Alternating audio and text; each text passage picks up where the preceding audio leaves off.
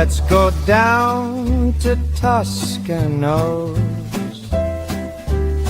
Men shop downtown Westerly, where style and class go hand in hand. You can look your best and dress to please. Buy the right shoe, get the left one free. And if Paulie makes fun of you, you get an even bigger discount too.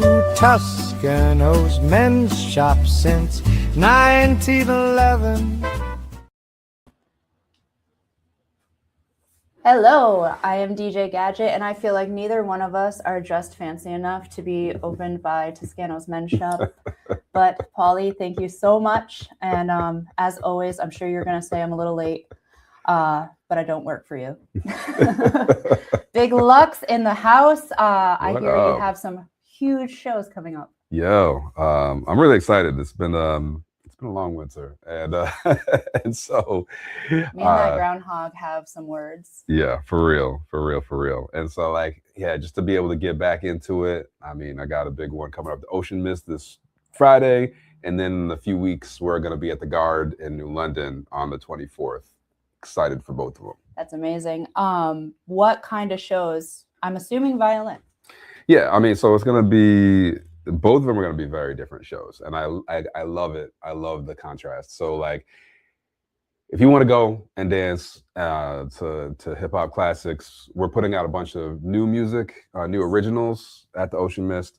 We're going to have another local band, Sea of Giants, the reggae band. Nice. I love that. Yeah, they're going to open. They're going to open for us at the Mist, and so we've never had an opening act there, and so really, that's at the Mist. Yeah. Is that at the Garde too?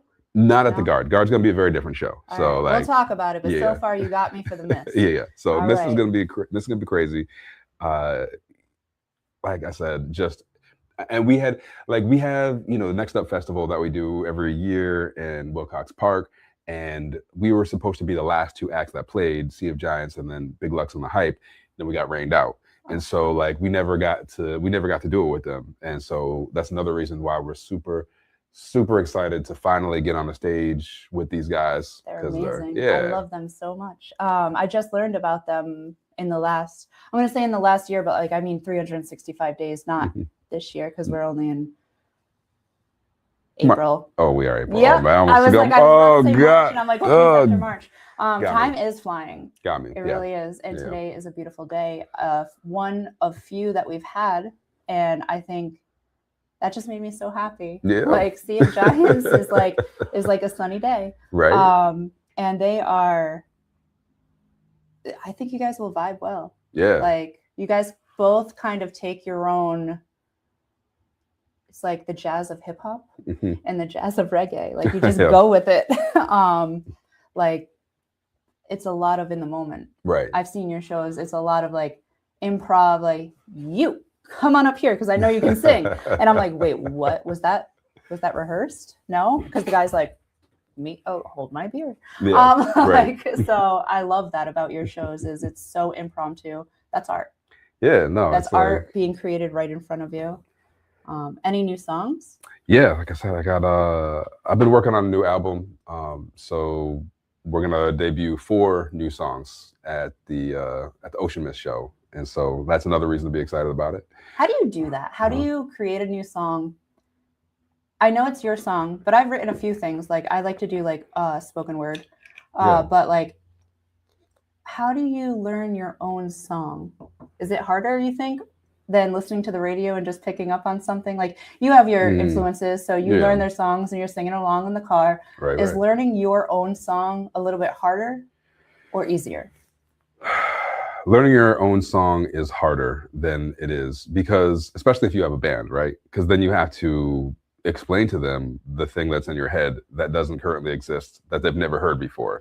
So it's like, I can tell it, I can be like, hey, these are the chords, this is going to be the feel, whatever. It helps now, like I can record a demo. Even when I have a demo though, like people will listen to it, but it's like sometimes it's hard to get in your head because you're not getting, you know, the thing that was most important to you, like the drop or the this or the that. It's like, is there a lot in your head of, oh, you're doing it wrong? Yeah, I mean, you have a lot of details that you want people to internalize, but like because it's so specific to me, I'm like, yeah, you know, it's like huge in my head, but they're like, well, still trying to figure out, you know, which notes to play, and I'm like, no, we got to drop here, we got to do dynamics, we got to do some other kind of thing, and so yeah, it's tricky to learn tricky to learn originals, but it's obviously more rewarding when you're playing your own music, and you know, people are vibing to whatever you bring as an artist. So do you ever hide little Easter eggs? Now that we're close to Easter, little Easter eggs in your music, like something that means so much, but you're not really gonna put it out there. You're not really gonna advertise it, but you're like, oh, my heart. That's entirely what hip hop is. You know, like if you listen to like most hip hop songs on the radio, you should not be able to understand every single line. Yeah. Like if you can understand every single line, then you're like very close to that source material. You like, probably helped write it. Yeah, exactly. And I think that's where a lot of artists go wrong with their songwriting, is they try to put everything on the table so that everybody can absorb it. You have to like have some mystery and make people kind of make some logical leaps or figure out what it is. Because if they're not having to do that, it's all out there, then you're singing like kid songs, you know? Yeah. And you know, which there's is no nothing wrong with that. No, I mean, nothing wrong with it. But you know, I like to think I have moved past that in my writing, I was just saying. And so Kimya Dawson's one of my favorite artists, and she sings, well, maybe not for all kids, but for her kids, and they're great.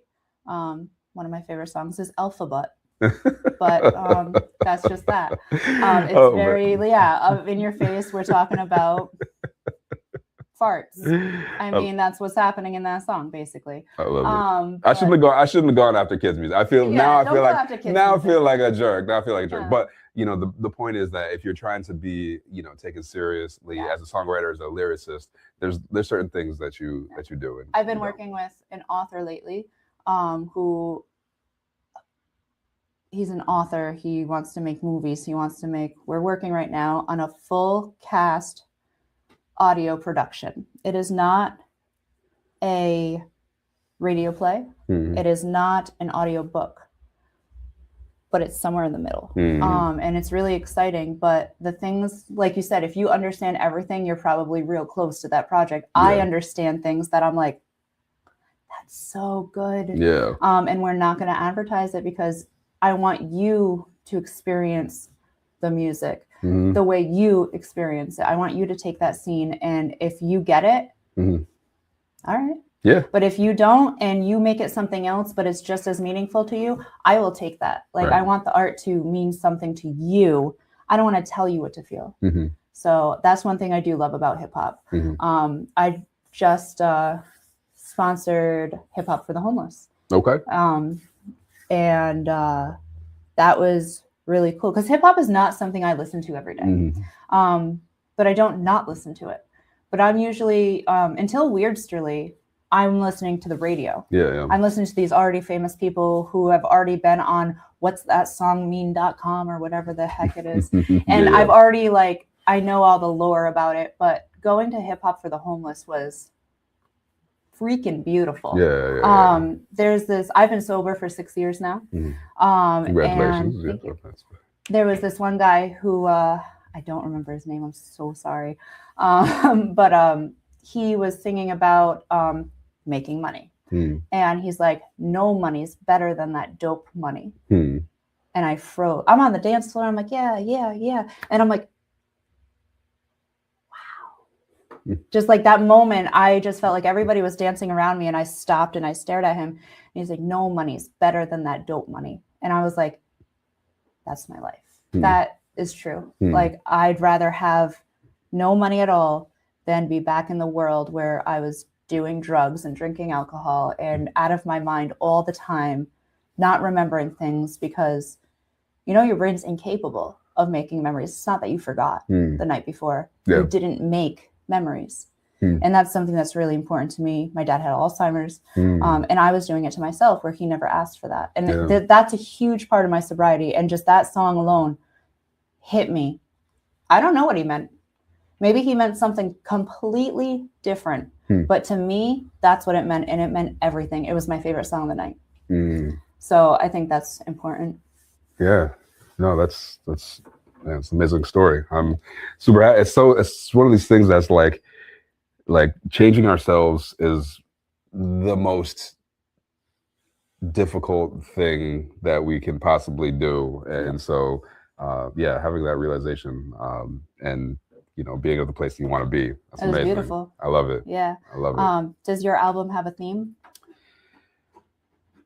No, I mean, I don't know if it has a real theme. It's really autobiographical. And so some big things happen. I would say probably the two biggest things that happened since my last album are I got married. You did. Congratulations, by the way. Yeah. And then my dad passed away. And so those are probably like two of the those are probably two of the through lines in it. And it's a little bit, I'll talk about like my Army career, like I said, like just one of my favorite songs called 1995. It's about what it was like to grow up. Good year. Yeah. It was about to grow like in that time. I remember crazy things like the OJ verdict when I was in, Babcock Middle School. They played on all the TVs and we were all like, what is going on? Like Bart Simpson had The Bartman. It was like the #1 song in America. Like just crazy random things that were happening at that time. And so I just want to like kind of put it together, Power Rangers, all the stuff, like all the experiences that we were having. And so like that was really, really fun. I think about it, like I grew up in Westerly, obviously. I grew up in I don't even call like not White Rock area. It was close to where Springbrook School is now. Okay. Back there, but where Springbrook School is now, it used to be just like this huge sand pit. Like it was just like sand dunes. I mean, like unexplainable. So, like it was like ridiculous. So we spend hours just like jumping off of these sand dunes. I was gonna say you probably like hurt yourself a lot jumping off of sand dunes. I mean, like finding stuff in sand, making sand castles, trying to make an igloo out of sand. This is like a whole era that just like obviously is completely gone. Like nobody will ever experience that again. But I'm like, man, how do they put this whole like? How do we have sand dunes in Westerly? Where do they, like, what's going on? I have an epic idea. I'm gonna throw it out there because somebody important's listening. I know it. They always are. I know how to restore the dunes. And I have a whole plan. I really do. Usually I'm like wonky and weird, but I do have an epic idea. How's glass made? Oh, you gotta heat them up, heat up sand, yeah. So if we take your bottle, what are you gonna do with it? You're gonna throw it away or recycle it. But it goes to a recycling place. If we had a reclamation area that only ground glass, we could make our own sand. Instead of buying it, instead of whatever, we could have volunteer opportunities. We could teach kids about actual recycling and actually having it go to our community. And you take that glass, you grind it down. It's not sharp. Wow. It turns into sand. And we can put that on the beach and restore the dunes. And then we can take you have Heineken, you have Ball's energy drink. There's blue and green. Take those, grind those down, make kids sand. Sell it to keep the reclamation center open. Yeah. And sell it at places like these local businesses that sell flowers and spring stuff, plant pots. And you could really did you know to grow carrots?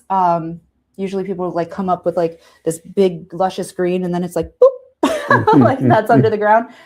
Mix sand in with your soil so that the root actually has room to develop and you have beautiful carrots all year long. So people are going to be buying it when they're buying the garden. I think it's a really great business that we could bring to Westerly and the Pawcatuck area because this is the only area I've found that cares. Like we have a beach that's getting eroded and people are like running around like chickens with their heads cut off, trying to figure out how do we stop it.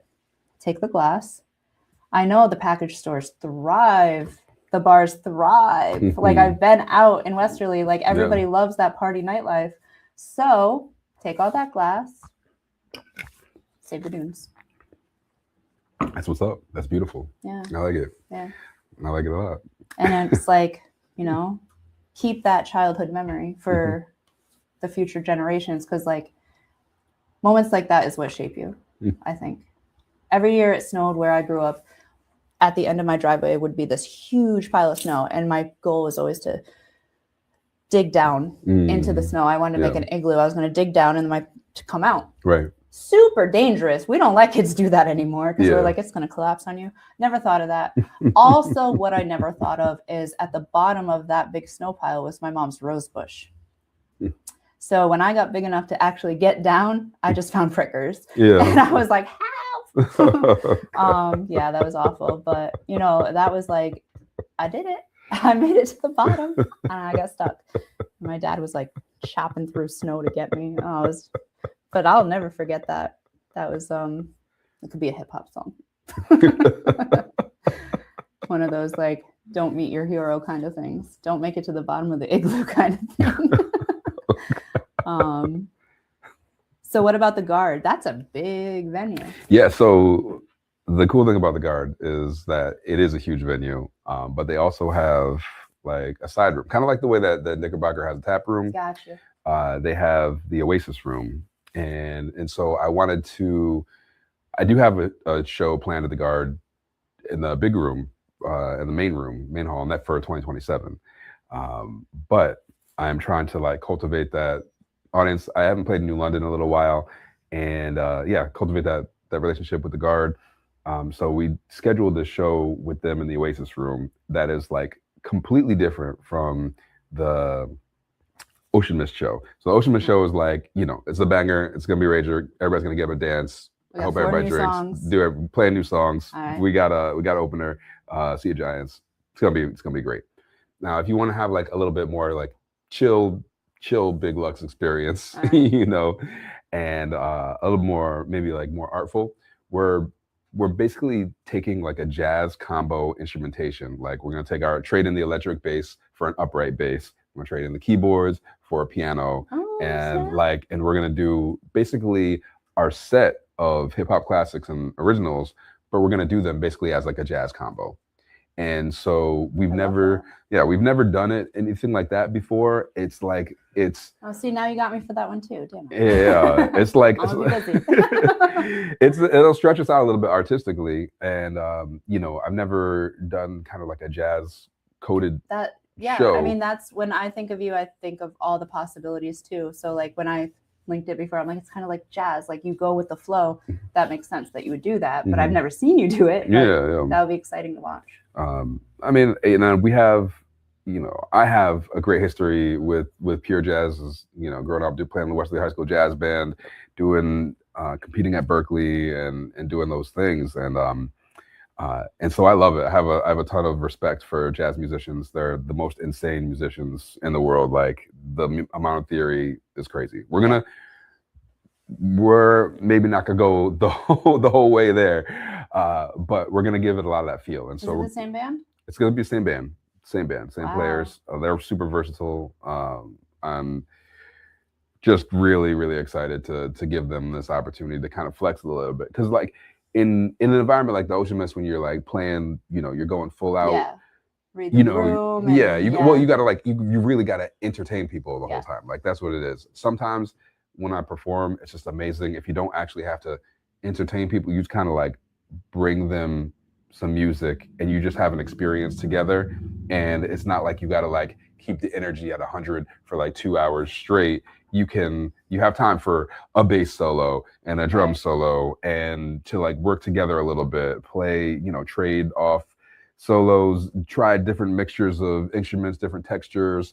Like there's all kind of things that you can do in the jazz environment. And then, you know, we'll still have some of the lyrics, still have some of the hip hop lyrics in there, so people can recognize a lot of the songs that they grew up with. But we're just giving them a real different feel, and it's going to be like a really intimate, kind of more VIP situation. And so like I don't know if we'll ever do anything like it again. So now people. I mean, I hope so. I love that.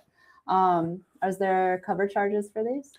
Yeah. So the Ocean Mist show, I believe it is 20 or 25 in advance. And you can buy tickets. You can find it on my website, bigluxviolin.com. The Oasis room, like I said, it's a little bit more intimate. I think it's like $40 tickets. Okay, not bad. Like I said, it'll be a really interesting experience. Like I said, it's the kind of a one of a kind awesome. show. Is the Oasis room connected to the Oasis at all? I don't think No? so. Okay. Because I know they love hip hop there too. So I was like, maybe, but lots of Oasises. Oases. We'll call Oases. I don't know. Oasis. Yeah. But yeah, so I was going to ask if there was anything new on that show. Just about everything. So you have to learn your songs again, but jazzy. Right. I mean, how many times do you practice? Like, do you have? Yeah, I mean, so we ramp up. Like, we take kind of the winter off because we're not really playing shows. Our last show was like early November, I think, or late October. And then, we kind of take winter off. There's just less stuff doing. And hectic, and pipes are blowing up. And though I started like we take it off. Our last show was actually in New York in January. We had a great show in Chelsea. Like it was really dope. So since that show, we started rehearsing again, maybe like early March, mid-March, and then we'll starts to thaw out a little bit. We'll thaw, and then we'll go once a week to like get ready for summer, build our summer set list, and then we play a set list for the first maybe a couple months of spring, and then we'll get together again and learn like a second set list for the second half of summer. Wow. Yeah. That's amazing. Do you have a favorite song of yours? To play at the band. So I have two questions. Yes. Okay. To play with the band. Yeah. And then the one that means the most to you. Yeah. I mean, right now, I would say I don't have a favorite, but I have two that are kind of neck and neck because like at the last Ocean Mist show, it's both went crazy. It's like No Diggity. Man, it's like absolutely. That one's just an earworm. That one will get everyone and anyone up on their feet. Yeah, and it's like it's so relaxed and it's chill back, but we took it up like 3 levels and just it was ridiculous. And then Kanye West Gold Digger, like it's just there's just something about that bounce in it, and it's just like the mix. I have a great vocalist. Tony Marshall is an amazing singer.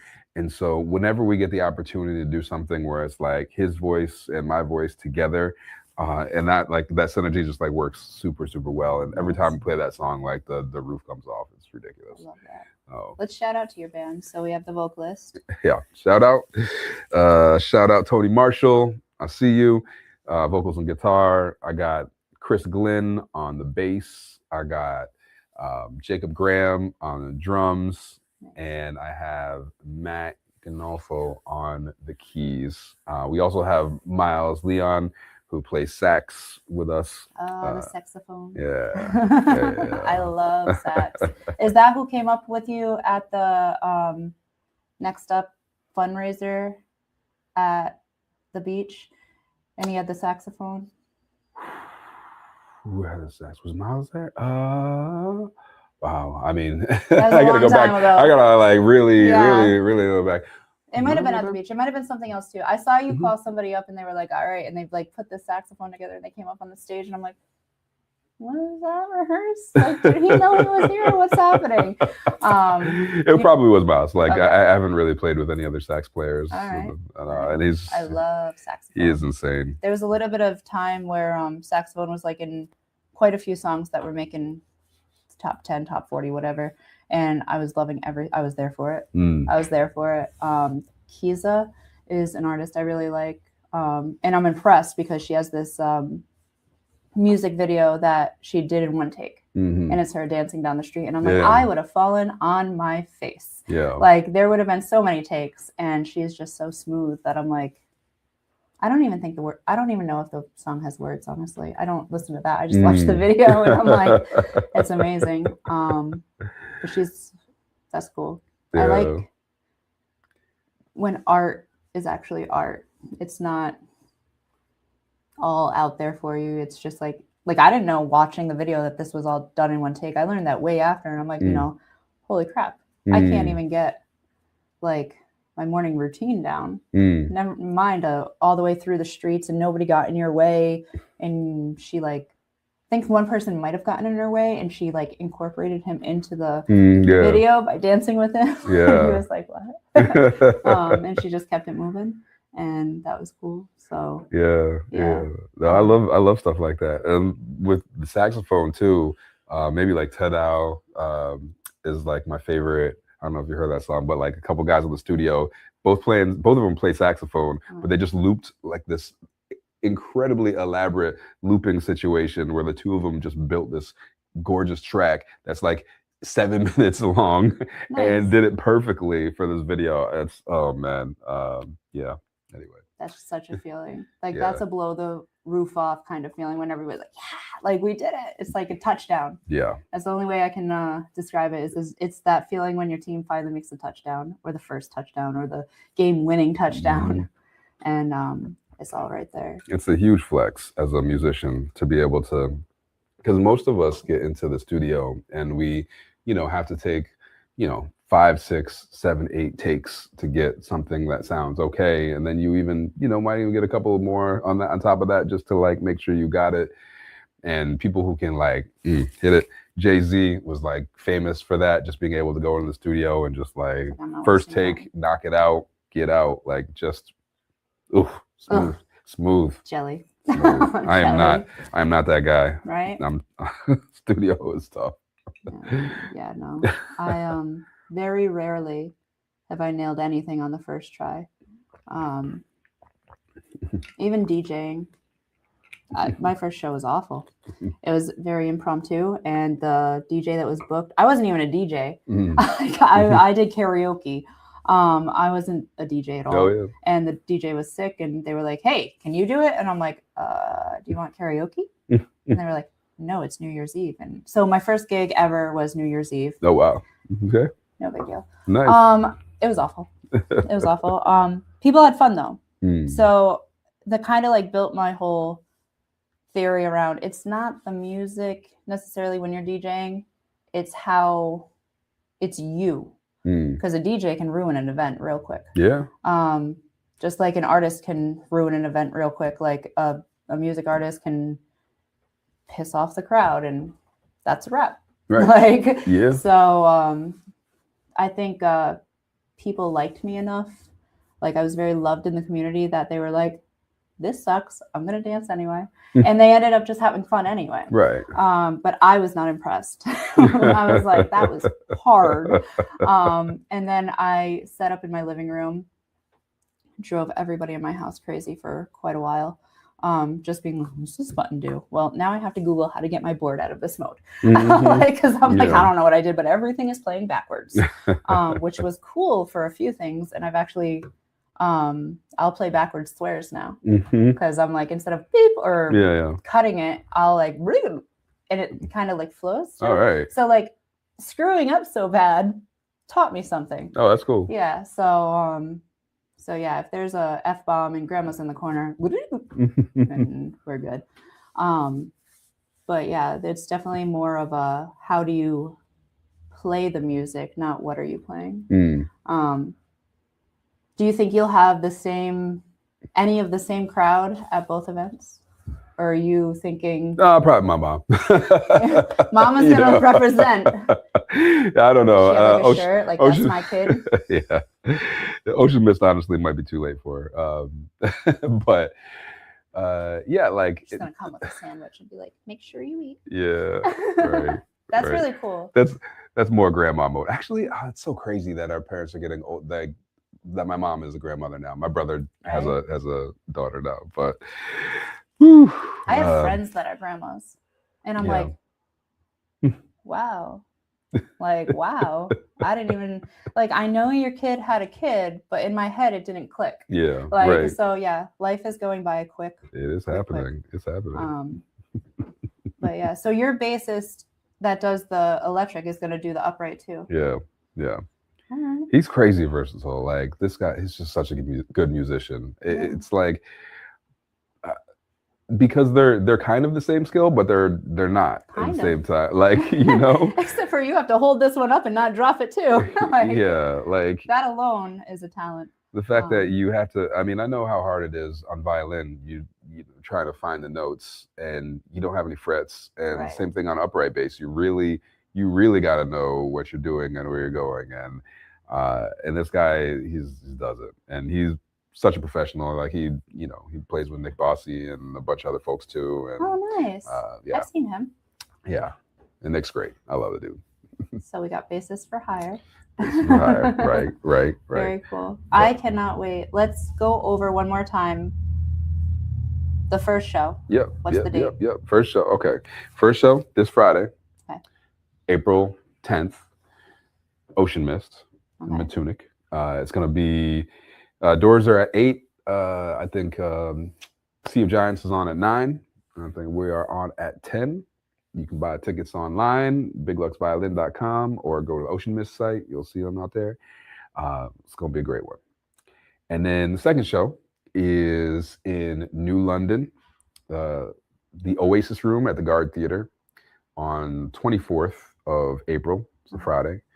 And you can find tickets, the Garde Theater website, or again, you can go navigate through biglux.com and check it out. And that'll be from 8 to 10, I believe. All right. I might stay for the whole one there. Yeah. I don't know. I might have fun. I might stay out all night and feel like a kid again. I don't know. You are a kid. I try. At least you like the music, right? I do. The music's great. I'm very excited. I actually, I am going to try to make it to both because I want to see the juxtaposition of what you got going on. It'll be sick to see you out there. I'll give you a shout out. Aww. Be like, Weirdsterly from the stage. What up? That's exciting. Now I gotta go. But very cool. Very cool. Anything else you want to add? Do we have any others in the sites? Or just stay tuned? Stay tuned. Those are going to be the big ones. We have some good shows coming up in Newport and Cranston, and we'll start promoting those as you go all over the country, or like, because you say New York too, like. Yeah, I mean, so we're trying to build an audience in New York. Okay. I'm looking to book a couple more things in New York for the spring, working with some marketing companies and ticketing platforms that have like kind of connected us to some venues. So big things coming in 2027. That's when I really want to kind of open up. I haven't been able to tour or really go outside because I've been in law school.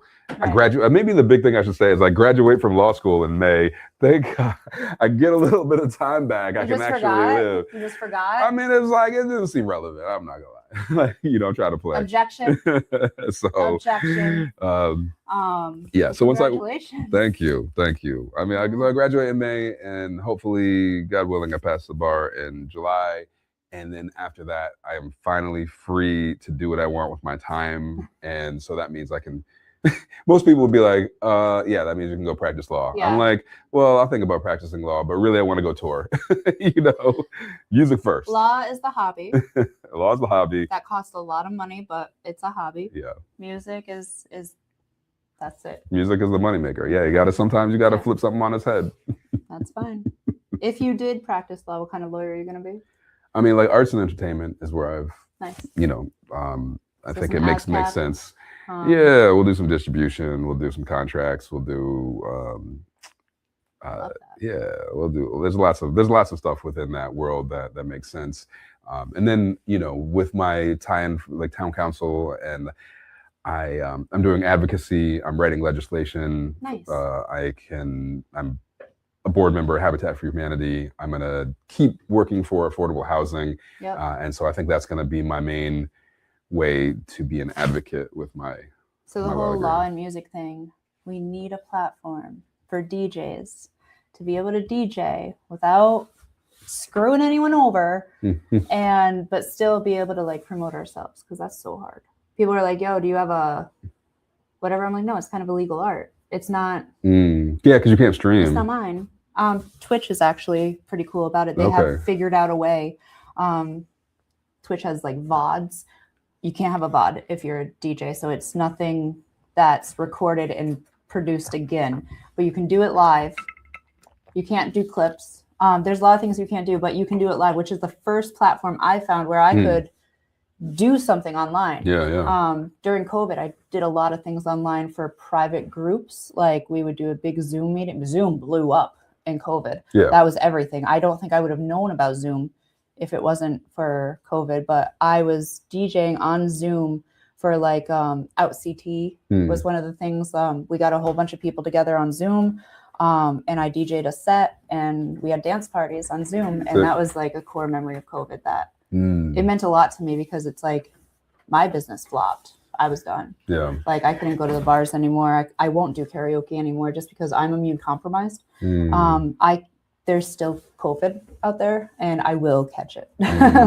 So I ditched the karaoke part of my business, which sucks, but it was a good, just solid turn of the page. I don't want to do a gig and then be like, I'm sick for a week and I can't do it again. And now I'm going to come this 1 week and then I'm sick again. So it's every other week. Now it's maybe once a month. Because I like quality.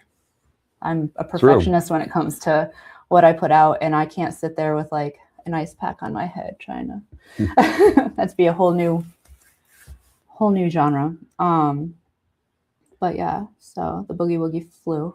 Okay, all right. You ever hear that song? No. It's good. No. Rockin' Pneumonia and the Boogie Woogie Flu. Okay. That's where it's at.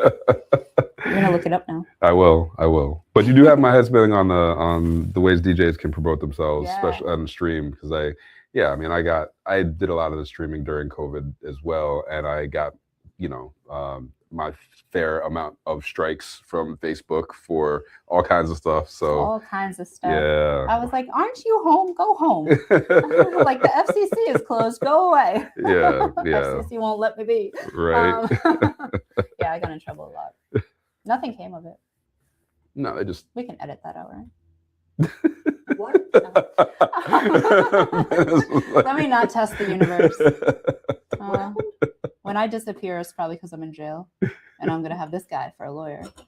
We're talking about the FCC. Not FCC. The Facebook Gestapo coming after us for IP violations during COVID. It's fine. Yeah. But thank you so much for coming in. I'm excited for this is a big bloom of what's to come, and I'll be there. Yeah, thank you so much. Thanks for having me. Great conversation. Yo, I'll see you. I'll sat you out from the stage. Let's go. I'm nervous. I'm scared sighted. Can't wait. Yeah, my phone out. Big Lux said my name. Very cool. Well, I'm DJ Gadget for Big Lux. Thank you for listening.